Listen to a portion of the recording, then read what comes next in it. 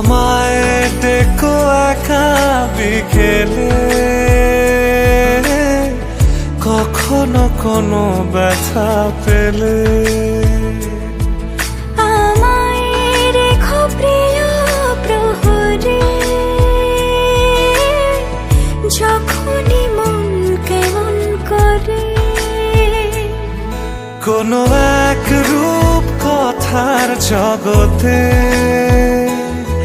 তুমি তো এসেছো আমারই হতে।